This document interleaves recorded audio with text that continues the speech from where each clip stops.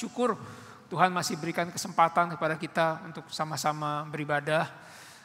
Kiranya Bapak Ibu Saudara sekalian senantiasa diberikan kesehatan, kekuatan ya di tengah cuaca yang berganti. Berapa hari ini saya datang ke Jakarta, hujan begitu kan, hujan gerimis, hujan deras, hujan berpetir. Ya kita bersyukur Tuhan masih beri kita kesehatan, kekuatan. Biarlah kita tetap setia mengikut Tuhan, bukan hanya fisik kita, tapi terlebih hati kita, jiwa kita, kerohanian kita terus bertumbuh untuk mengenal Tuhan dan mengasihi Tuhan. Mari kita berdoa. Ya Tuhan Yesus, Engkaulah Guru kami, teladan kami, Tuhan kami. Engkau yang menebus kami, menyelamatkan kami menjadi anak-anak-Mu dan murid-murid-Mu. Betapa kami rindu untuk terus belajar, dibentuk serupa dengan Engkau, terutama di dalam perkataan kami. Kami sadar Tuhan, kami seringkali gagal di dalam berkata-kata, di dalam menyampaikan perkataan yang membangun menjadi berkat. Seringkali kami bersalah di dalam perkataan kami yang menyakiti orang lain, tidak menjadi berkat bagi sesama kami. Itulah sebabnya kami mau belajar punya lidah seorang murid. Kami mau belajar dari Engkau sendiri ya Tuhan, bagaimana seluruh perkataan kami dan hidup kami menjadi berkat bagi orang lain yang membutuhkan. Berkatilah hamba di dalam segala keberadaan dan keterbatasannya boleh menyampaikan isi hati Tuhan, firman Tuhan sesuai dengan kehendak-Mu. Dan setiap kami dipersiapkan hati kami oleh Allah Roh Kudus bagaikan tanah yang subur untuk menerima kebenaran firman Tuhan dan diubahkan. Di dalam nama Tuhan Yesus kami berdoa. Amin. Mari Bapak Ibu sekalian yang dikasihi Tuhan, kita mau membaca firman Tuhan dari Yesaya pasal yang ke-50 ayat 4 sampai 5. Yesaya 50 ayat 4 sampai 5.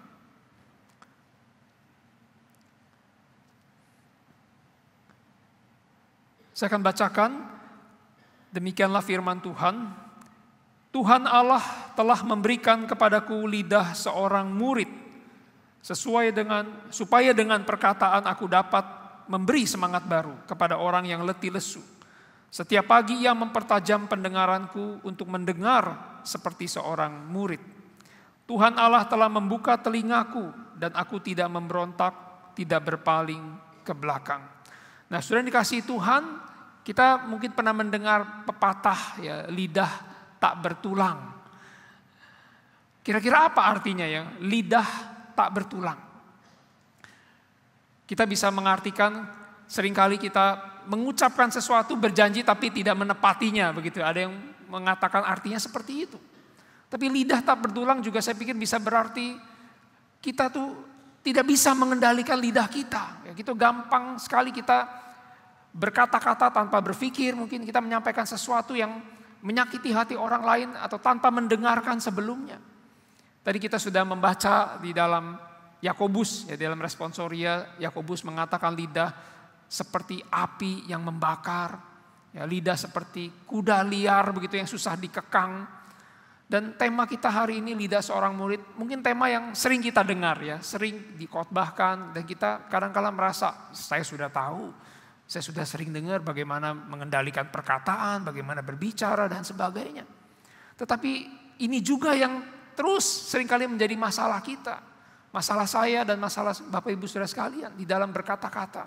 Kepada pasangan kita, kepada anak kita, kepada teman, sahabat, kepada sesama kita, kepada bawahan kita atau atasan kita.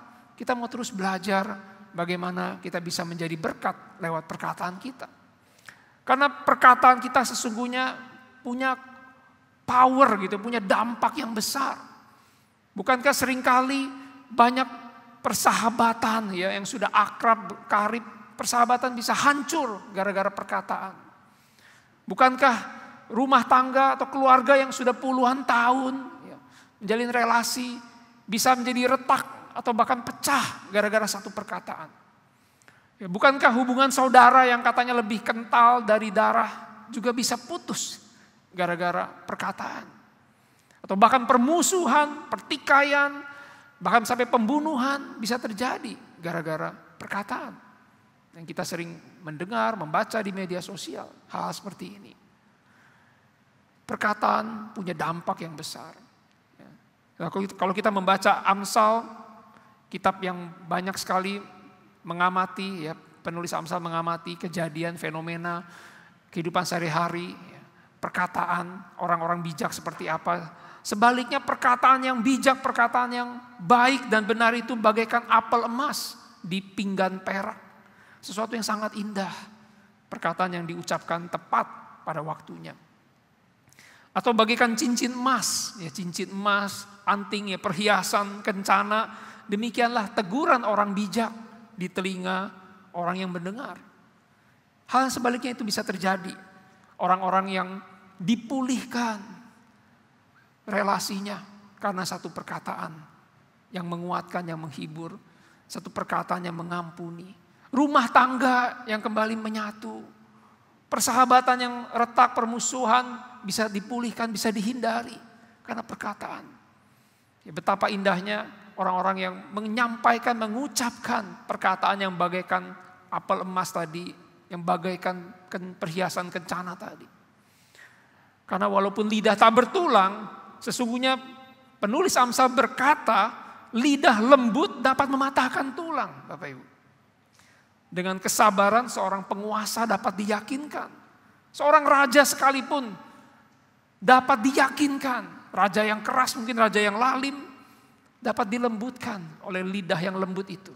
Karena bisa mematahkan tulang, walaupun katanya lidah tidak bertulang. Maka Bapak Ibu, kita mau belajar bagaimana menjadi seorang anak Tuhan, seorang murid Tuhan yang menggunakan perkataan kita, bibir mulut kita ini untuk menjadi berkat bagi orang lain. Kita mau lihat dari Yesaya 50 ini, lidah seorang murid. Kita mau melihat Yesaya berkata, ya, Tuhan Allah telah memberikan kepadaku lidah seorang murid. Siapakah hamba Tuhan di sini? Ya, kalau kita melihat kunya di sini mengacu kepada seorang figur yang hamba Tuhan disebutkan di dalam kitab Yesaya. Hamba Tuhan bisa mengacu kepada Yesaya sendiri sebagai seorang nabi yang dipanggil oleh Tuhan untuk menyampaikan perkataan-perkataan Tuhan, firman Tuhan yang menegur, yang menghibur umat Israel yang di dalam pembuangan. Tetapi hamba Tuhan juga bisa mengacu kepada seluruh umat Israel. Dipanggil sebagai satu bangsa yang menjadi berkat bagi bangsa-bangsa lain yang belum mengenal Tuhan. Lewat pemberitaan, perkataan mereka dan kehidupan mereka. Tetapi kita melihat Israel gagal. Israel memberontak melawan Tuhan, Israel dibuang. Dan di sini diperlukan satu figur yang lain. Seorang hamba Tuhan yang berbeda. Israel tadi sudah gagal, maka ada hamba Tuhan di masa yang akan datang. Itu gambaran seorang figur Mesias, seorang penyelamat yang dengan perkataannya, dengan tindakannya menyelamatkan Israel bahkan seluruh dunia kembali kepada Tuhan. Dan kita tahu figur Mesias itu adalah Tuhan Yesus Kristus. Beberapa bagian dari Yesaya 50 sampai 53 itu bicara sosok seorang hamba Tuhan yang digenapi di dalam kehidupan Tuhan Yesus. Karena peristiwanya, kejadiannya, pengalaman dari hamba Tuhan itu mirip seperti yang Tuhan Yesus alami. Dan Tuhan Yesuslah yang menjadi sosok teladan kita itu. Dan kita mau belajar dari figur hamba Tuhan ini. Tuhan Yesus sendiri bagaimana kita menjadi seorang yang menggunakan kata-kata kita, bibir mulut kita justru untuk memberkati orang lain. Kita melihat di sini lidah seorang murid dimulai justru dari pendengarannya. Dan yang kedua, lidah seorang murid dimungkinkan oleh ketaatannya. Dan ketiga, lidah seorang murid diwujudkan melalui perkataannya. Mari kita melihat dua ayat ini, Yesaya 50 ayat 4 sampai 5. Pertama-tama ketika kita mau menjadi seorang murid yang dengan lidah kita ini memberkati orang lain, itu dimulai dari telinga. Bukan dimulai dari mulut dulu. Kita harus mundur sedikit kepada telinga kita. Bagaimana kita menggunakan telinga kita? Pendengaran seorang murid itu diperlukan. Itu menjadi prasyarat utama yang gak ada begitu. Harus ada pendengaran seorang murid. Makanya di sini dikatakan hamba Tuhan itu berkata, ya, pagi demi pagi ia mempertajam pendengaranku. Tuhan maksudnya mempertajam pendengaranku untuk mendengar seperti seorang murid. Tuhan Allah telah membuka telingaku. Satu doa, satu kerinduan, bahkan satu kebiasaan yang dibangun oleh sang hamba Tuhan. Sebelum dia melayani sepanjang hari itu, menyampaikan pesan-pesan Tuhan, menolong orang lain, menghibur, menguatkan lewat perkataannya, dia harus duduk mendengarkan firman Tuhan. Ini satu prasyarat yang sangat penting ketika kita mau dipakai oleh Tuhan menjadi seorang juru bicara Allah. Karena itulah tugas sang hamba Tuhan. Menjadi God spokesman, juru bicara Allah yang menyampaikan firman Allah. Kita perlu duduk mendengarkan apa yang Tuhan mau sampaikan. Bukan cuma mendengarkan dengan asal-asalan, tapi memperhatikan, mempertajam pendengaran kita. Bapak Ibu sekalian dikasih Tuhan, apa yang kita lakukan ketika kita bangun pagi? Apakah kita mempersiapkan telinga kita, hati kita untuk mendengarkan firman Tuhan? Atau kita sibuk dengan kebisingan di sekitar kita, sosial media, berita, ya, yang kita baca, kita tonton dan sebagainya. Apa yang kita lakukan ketika kita memulai hari kita? Adakah firman Tuhan yang memenuhi hati dan pikiran kita? Adakah firman Tuhan yang mengarahkan kita di sepanjang hari itu? Pendengaran seperti apa yang kita berikan? Dan bukan cuma telinga yang diberikan, isi apa yang kita dengarkan itu juga penting. Kalau kita melihat di dalam kitab-kitab Amsal, di dalam seluruh pasal, kita bisa membaca ya, kita melihat ada ciri-ciri orang bijak dan ciri-ciri orang bodoh. Kalau kita melihat Amsal, mencirikan orang bijak itu adalah orang yang mendengarkan sebelum berbicara. Amsal, kita melihat Amsal pasal 18 misalnya, jika seorang memberi jawab sebelum mendengar, itulah kebodohan dan celahnya. Karena orang bijak dicirikan seperti itu. Dia mendengarkan terlebih dahulu sebelum dia berbicara, dia berpikir, dia memperhatikan orang yang diajak bicara. Sebaliknya kalau orang bodoh di dalam kitab Amsal ciri-cirinya adalah banyak bicara. Banyak bicara dan bicaranya justru bukan bicara yang menjadi berkat seperti tong kosong yang nyaring bunyinya. Sebaliknya orang bijak, perkataan-perkataannya itu tadi yang kita lihat ya, seperti perhiasan, ya, seperti kencana tadi, hiasan kencana yang mewah. Itulah perkataan yang bijak di telinga yang mendengar. Dan kalau kita membaca Yakobus pasal 1, kita tadi mundur sedikit dari responsoria kita, di situ dikatakan, saudara-saudaraku, ya, hendaklah kita cepat untuk mendengar, tetapi lambat untuk berbicara dan lambat untuk marah. Makanya gak heran ada orang juga berkata kita diberikan 2 telinga dan 1 mulut. Supaya kita lebih banyak mendengar, lebih cepat mendengar daripada berbicara. Maka kita mau belajar untuk menjadi seorang murid yang mendengarkan sebelum kita berbicara. Bicara mendengarkan memang hal yang sepertinya mudah. Kita tinggal pasang telinga yang mendengarkan. Tetapi mendengarkan bukan sesuatu yang mudah juga. Karena dalam pengalaman saya ketika mendengarkan seringkali saya sibuk dengan pikiran-pikiran saya. Saya mesti jawab apa ya? Saya mesti jawab apa ya? Begitu ya. Padahal mendengarkan mungkin tidak harus menjawab. Kita seringkali buru-buru ingin menyela. Kita seringkali kadang-kadang buru-buru ingin, ini kayak pendapat saya lebih baik. Kita tidak memperhatikan tetapi lebih sibuk dengan pemikiran kita, pandangan kita, saran-saran yang akan kita berikan. Maka saya perlu terus belajar ya, kita semua perlu terus belajar bagaimana mendengarkan. Mendengarkan juga bukan arti sekedar giliran, antri giliran berbicara. Oke, kamu udah selesai ya, kayak main tinju, ganti giliran memukul begitu ya. Mendengarkan juga bukan sekedar menunggu giliran bicara. Mendengarkan benar-benar memperhatikan pasangan kita, anak kita, sahabat kita, orang tua kita, atasan ataupun bawahan kita, rekan-rekan kita, bagaimana kita memperhatikan dari sudut pandang mereka. Dan itu yang tidak mudah. Kalau saya membaca majalah Forbes, saudara tahu majalah Forbes, majalah bisnis, majalah leadership. Kemarin saya lihat-lihat satu data yang menarik. Seorang CEO, seorang pimpinan perusahaan yang berdampak, ya, yang punya pengaruh di dalam perusahaannya, dalam bisnisnya, di dalam pekerjaannya, justru adalah orang-orang yang banyak mendengar. Itu ratingnya lebih tinggi. Dan biasanya orang-orang yang seperti adalah top leader. Makin turun ke bawah, mungkin manajer, level pemimpin yang lebih bawah, dia lebih kurang mendengarkan. Justru top leader yang lebih banyak mendengarkan, karena itulah top leader. Mereka bisa berhasil karena mereka mendengarkan. Nah, ketika mereka mendengarkan, itu dampaknya besar di dalam relasi dengan rekan kerja, dengan bawahan. Dia bisa menyampaikan visi dengan lebih tepat. Dia lebih bisa didengarkan, lebih bisa bernegosiasi, lebih bisa deal dengan orang karena dia mendengarkan dengan baik. Kalau dunia umum saja, ya, dunia sekuler saja bisa mengatakan mendengarkan itu penting, apalagi firman Tuhan. Kita sebagai anak Tuhan melihat firman Tuhan sudah mengatakannya lebih dulu. Mendengarkan itu penting.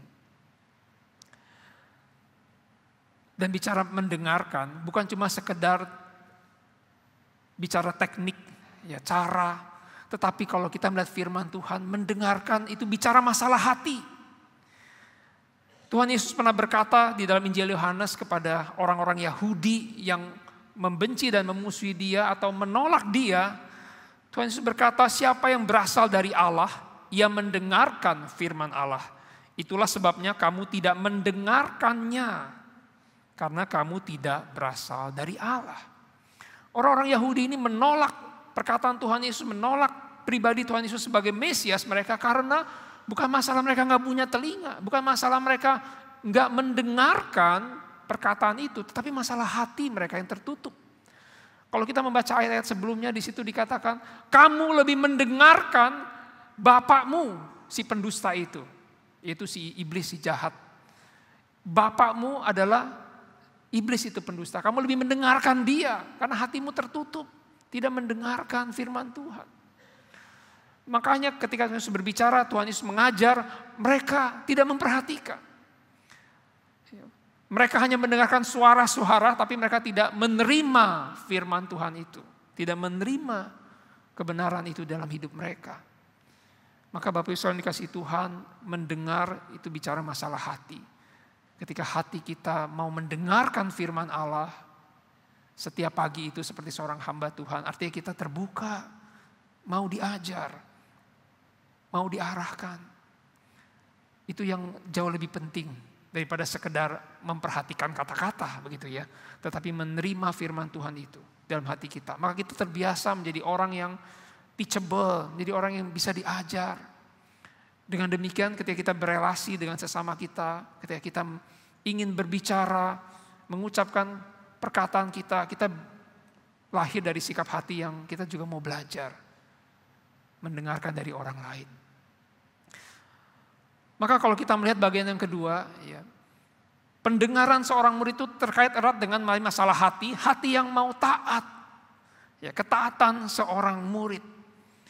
Makanya kita melihat di ayat selanjutnya, sang hamba Tuhan berkata, aku tidak memberontak, tidak berpaling ke belakang. Ketika dia tadi pagi demi pagi mendengarkan suara Tuhan, mempertajam telinganya untuk mendengarkan, responsnya, ya, ada follow up-nya, tindakan selanjutnya dia taat. Dia tidak berpaling. Dia tunduk kepada firman Tuhan itu.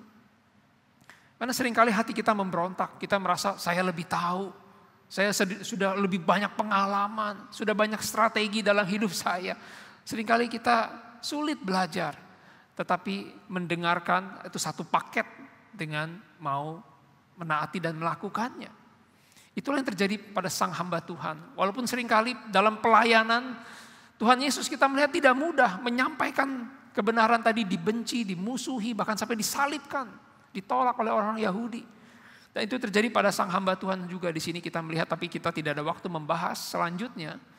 Ketika sang hamba Tuhan harus menyampaikan perkataan yang keras, itu rasanya sulit karena akan ditolak oleh banyak orang. Tidak akan didengar, dicela, dicemooh. Tetapi sang hamba Tuhan tetap setia, tidak memberontak, tidak menoleh ke belakang. Maka Bapak Ibu Saudara dikasihi Tuhan, kita mau belajar menjadi seorang yang mendengarkan dan melakukan firman Tuhan. Sesulit apapun. Telinga itu di dalam Alkitab seringkali menjadi tanda atau simbol dari ketaatan. Telinga. Kalau kita membaca misalnya di dalam Ulangan pasal 15 ayat 16 sampai 17, ada satu kebiasaan di dalam budaya zaman itu, ketika seorang hamba yang dibebaskan untuk menjadi orang merdeka, ini biasanya pada tahun Sabat, tahun ke-7, Tuhan berkata kepada bangsa Israel, kamu harus membebaskan, memerdekakan budakmu, hamba-hambamu. Karena kamu dulu budak, tapi aku bebaskan dari Mesir, sekarang kamu juga harus beranugerah kepada hamba-hambamu. Tahun ke-7 budak-budak dimerdekakan. Tetapi ketika ada seorang budak yang berkata sama tuannya, Tuhan, saya mau tetap menjadi hambamu. Karena engkau adalah Tuhan yang baik, Tuhan yang bermurah hati, memperhatikan saya dan keluarga saya. Biarlah hamba itu terus menjadi hamba dari sang Tuhan. Dan tandanya adalah telinganya ditindik di pintu, begitu. Maka maaf ibu-ibu yang punya tindik telinga, itu bukan berarti ibu-ibu adalah hamba, begitu ya. Itu adalah kebiasaan orang zaman itu. Ya, seorang hamba tandanya adalah telinganya ditindik, begitu. Itu artinya dia mau mendengarkan, dia mau menjadi seorang hamba yang tunduk kepada Tuhannya seumur hidupnya. Itu adalah pengabdiannya, dedikasinya. Dan kalau kita membaca juga di dalam Imamat pasal 8 ayat 23, di situ ketika Harun dan anak-anaknya ditahbiskan menjadi seorang imam, ya dengan berbagai ritual upacara, di situ ada satu praktek yang juga menarik. Ada darah yang dibubuhkan, ya dioleskan mungkin di cuping telinganya dari Harun, di jari-jari tangan dan di jari-jari kaki, begitu. Dioleskan darah. Itu satu lambang, satu simbol bahwa Harun mau mendengarkan firman Tuhan dan melakukannya dengan tangan dan kakinya, begitu. Maka telinga satu simbol yang penting, bukan cuma sekedar mendengarkan, memperhatikan, tetapi juga melakukan apa yang Tuhan katakan. Tidak heran Tuhan Yesus berkata di dalam khotbah di bukit, di Injil Matius maupun di Injil Lukas, setiap orang yang datang kepadaku dan mendengarkan perkataanku serta melakukannya, ia serupa atau sama ya dengan orang yang mendirikan rumahnya di atas batu. Sehingga ketika ada badai, ketika ada banjir, rumah itu tetap kokoh. Perhatikan Bapak Ibu, Tuhan Yesus mengatakan mendengarkan dan melakukan. Itu satu paket. Maka kita mau belajar menjadi seorang murid yang sebelum dengan lidah kita berbicara, dengan telinga kita memperhatikan, mendengar dan melakukan firman Tuhan. Maka dengan demikian baru kita bisa menjadi seorang murid yang menggunakan perkataan kita, ya lidah kita. Di sini dikatakan di dalam Yesaya 50, supaya dengan perkataan aku dapat memberi semangat kepada orang yang letih lesu. Itu yang menjadi tujuan pelayanan kita, bukan sebagai seorang murid. Kita ingin menggunakan perkataan kita menjadi berkat, menopang, menolong, membangun orang-orang yang letih lesu. Sehingga mereka kembali bersemangat, kembali bertumbuh, maju, menjalani hidup mereka di dalam Tuhan. Kalau kita melihat di dalam kitab-kitab Amsal, sekali lagi, perkataan-perkataan itu dianalogikan, disimbolkan dengan banyak penggambaran. Perkataan orang bijak itu bagaikan pohon kehidupan. Ya, perkataan orang bijak itu tadi bagaikan emas, perak, bahkan mendatangkan kesembuhan. Ya, dalam Amsal 16 saya tidak kutip di sini dikatakan perkataan orang bijak itu seperti madu, ya tetesan madu yang manis bagi jiwa, menyehatkan jiwa, tetapi juga menguatkan tulang, tubuh, begitu ya. Jadi kita melihat perkataan itu penting untuk kita perhatikan bagaimana kita berkata-kata, maukah kita berkata-kata yang menyembuhkan, menguatkan, menopang orang lain. Menjadi berkat sedemikian rupa bagaikan harta yang berharga, bagaikan pohon kehidupan. Di dalam Efesus pasal 4 ayat 29, ya, Paulus berkata, janganlah ada perkataan kotor ya, keluar dari mulutmu, tetapi pakailah perkataan yang baik untuk membangun di mana perlu, supaya mereka yang mendengarnya beroleh anugerah. Sudahkah perkataan kita seperti ini Bapak Ibu? Perkataan yang membangun dan penuh kasih karunia. Graceful begitu ya, perkataan yang menyatakan anugerah Tuhan, yang menghibur dan menguatkan orang di sekitar kita. Saya rindu melihat komunitas jemaat ini ya. Seperti kerinduan kita membangun life itu ya, komunitas yang sedang kita gaungkan, komunitas pemuritan. Saya rindu melihat gereja ini menjadi gereja yang mendengarkan terlebih dahulu. Gereja yang mau belajar artinya. Ada kelas Berea, itu contoh jemaat Berea, jemaat yang mau belajar mendengarkan firman Tuhan dan melakukannya. Kita mau menjadi jemaat yang belajar mendengarkan, belajar memperhatikan firman Tuhan, dan belajar juga dari orang lain, sesama saudara seiman kita. Karena kadang-kadang kita punya box sendiri ya, punya pemikiran sendiri, punya kerangkeng sendiri begitu. Ketika kita berpikir caranya begini. Tapi ketika kita mendengarkan orang lain yang punya pandangan berbeda, cara pikir berbeda, jalan keluar yang berbeda, kita jadi belajar, oh iya ya, saya gak terpikir seperti itu. Belajar mendengarkan, memperkaya kita. Sehingga kita juga bisa berkata-kata, ya, mengucapkan sesuatu dengan lebih bijaksana, menjadi berkat. Itu yang terjadi. Sebelum sampai kepada seperti ini, tentu tadi mulai dari mendengarkan. Saya terus menekankan hal ini, mendengarkan itu penting. Karena tidak mungkin kita bisa menyampaikan perkataan yang membangun, ya, penuh anugerah kalau kita tidak mendengarkan. Dan perkataan yang membangun penuh anugerah bukan berarti hanya sekedar perkataan yang menyenangkan telinga, tetapi juga ada teguran, ada nasihat. Karena Paulus berkata di dalam 1 Tesalonika pasal 5, ya, karena itu kuatkanlah seorang akan yang lain, kuatkanlah, ya, saling membangunlah kamu.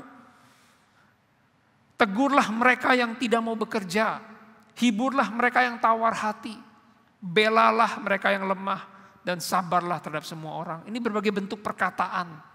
Ya, ada yang berupa penguatan, penghiburan, tapi juga ada teguran, pembelaan. Saya rindu, ya kita semua tentu rindu melihat komunitas kita, jemaat kita bisa menjadi berkat bukan hanya ke dalam tapi keluar lewat perkataan yang membangun. Kita sedih ya melihat dunia ini penuh dengan kebencian, penuh dengan peperangan, perpecahan. Bukan hanya di negara-negara yang sedang berperang, bertikai, tapi dalam komunitas masyarakat kita sering mungkin mendengar tawuran antar kelompok masyarakat, antar pelajar. Mari kita menjadi orang-orang yang membawa damai itu lewat perkataan kita. Yang saling menguatkan, membangun, menghibur, menegur. Karena dengan kita melakukan hal itu, ya Paulus berkata, kita sedang mencerminkan Kristus. Dalam Kolose pasal 3 ayat 16, di sana dia berkata, hendaklah perkataan Kristus tinggal dengan limpahnya di antara kamu. Sehingga kamu dengan segala hikmat mengajar dan menegur seorang akan yang lain. Dan sambil menyanyikan mazmur, puji-pujian dan nyanyian rohani, kamu mengucap syukur kepada Allah di dalam hatimu. Ini yang kita rindukan terjadi. Bukan cuma sekadar kita tadi menjadi orang-orang seperti di luar sana yang pandai mendengar dan berbicara. Tapi yang lebih penting adalah kita mau menjadi orang-orang yang pandai mendengar dan berbicara di dalam Kristus. Dengan perkataan Kristus. Karena kita tahu itulah yang benar-benar kesembuhan yang sejati, pemulihan yang sejati, Injil yang sejati ada di dalam perkataan Kristus. Itulah sebabnya mari kita belajar menjadi orang-orang yang mendengarkan firman Tuhan, perkataan Kristus setiap hari, saling membicarakannya. Pernahkah kita belajar membangun dengan firman Tuhan? Bukan cuma sekedar kata-kata motivasi di luar sana yang baik, tentu kita baik. Itu hal yang baik juga ya, kita senang mungkin mendengar kutipan di IG di mana kata-kata motivasi. Itu hal yang baik. Tapi alangkah baiknya kalau kita belajar membangun dengan firman Tuhan. Karena Paulus berkata, hendaklah perkataan Kristus yang ada di tengah-tengah kamu. Bukan perkataan filsuf-filsuf Yunani, Romawi pada zaman itu yang begitu banyak orang-orang pintar hari itu. Mereka bisa saja mendengarkan ajaran-ajaran filsuf. Itu hal yang biasa pada zaman itu. Tapi Paulus berkata, hendaklah perkataan Kristus. Itu yang menjadi panutan kita, teladan kita. Bagaimana Kristus mengajar, menasehati, mendengarkan orang yang dilayani. Semua ada di dalam Injil. Kita mau belajar dari Kristus sendiri. Yang tinggal di tengah-tengah kita. Sehingga kita menjadi kaki, tangan, mulutnya Kristus. Ketika menyampaikan nasihat-nasihat, perkataan yang membangun, ketika kita melakukan pelayanan kasih, Mari hendaklah hidup kita dan komunitas kita mencerminkan Kristus yang tinggal di antara kita. Sehingga ketika kita mengajar, menegur, memuji Tuhan, melayani, itu semua lahir dari hati yang mengucap syukur atas kehadiran Allah dalam hidup kita. Ada seorang pria yang sedang naik kereta api. Di tengah-tengah perjalanan kereta api itu, di satu stasiun berhenti, masuklah seorang bapak dengan 2 orang anaknya. Bapak itu masuk, duduk di depan di pria itu, kursinya dekat. Dan anak-anaknya berkeliaran berlari-lari.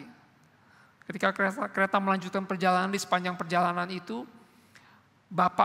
ayah yang di depan pria itu, matanya seperti kosong, bengong.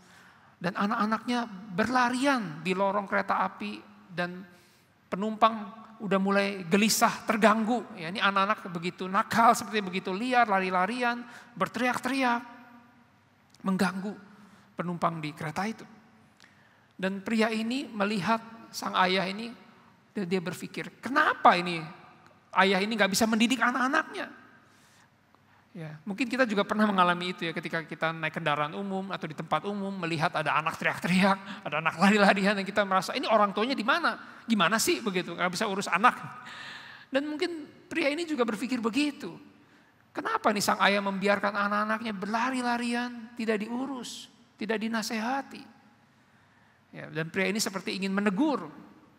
Tetapi ketika dia mengamati sang ayah yang bengong, tatapan kosong, dia mulai berpikir, oke, saya harus berbicara, mendengarkan terlebih dahulu begitu. Dan dia bertanya, Pak, apakah Bapak baik-baik saja begitu? Karena tatapannya kosong.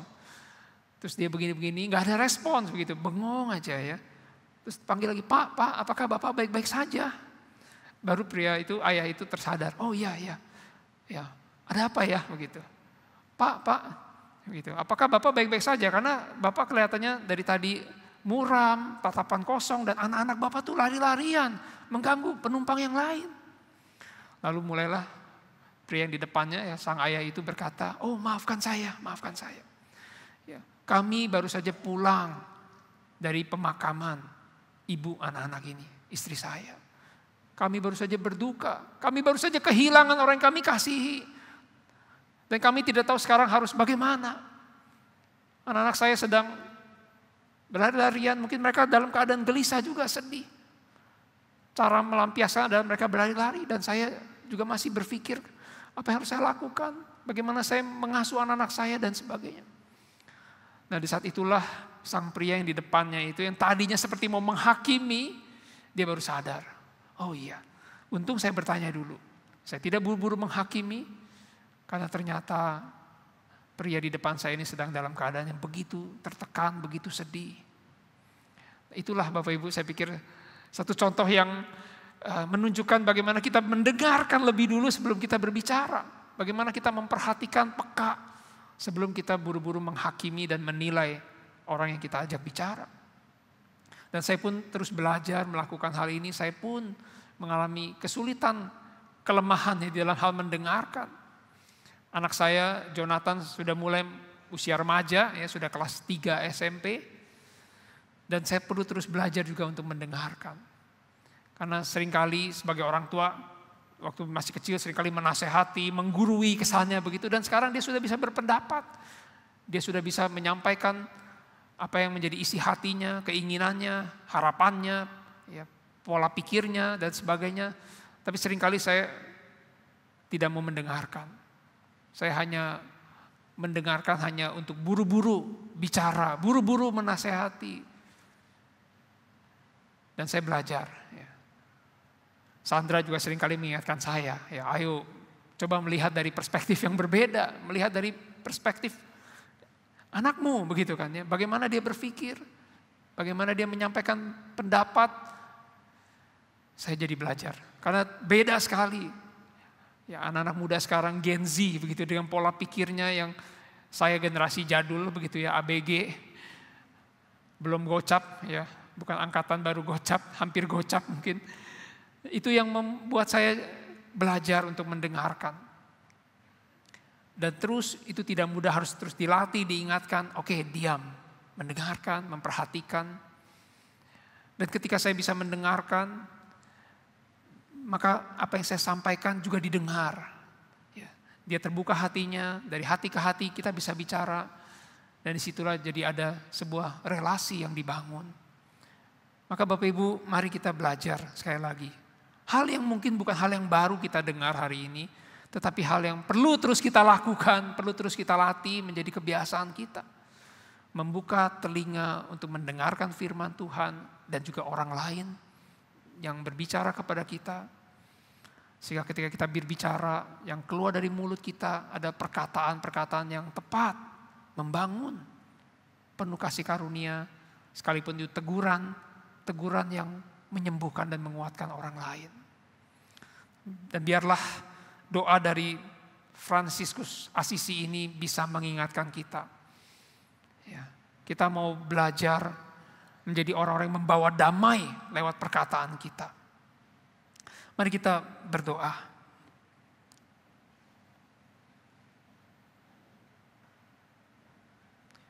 Ya Tuhan, jadikanlah kami pembawa damai-Mu. Bila terjadi kebencian, jadikanlah kami penabur cinta kasih-Mu. Bila terjadi penghinaan, pakailah kami untuk membawa pengampunan. Bila terjadi perselisihan, jadikanlah kami orang-orang yang membawa kerukunan. Bila terjadi kebimbangan, pakailah kami menjadi orang-orang yang membawa iman yang teguh. Ketika terjadi keputusasaan, pakailah kami menjadi orang-orang yang membawa pengharapan. Ketika terjadi duka cita, pakailah kami menjadi orang-orang yang membawa sukacita dan pengharapan. Ketika terjadi kegelapan, pakailah kami menjadi orang-orang yang membawa terang. Maka Tuhan karuniakanlah kepada kami, supaya kami belajar lebih banyak menghibur daripada dihibur. Belajar untuk lebih memahami daripada dipahami. Belajar untuk lebih mencintai daripada dicintai. Sebab dengan memberi, kami menerima.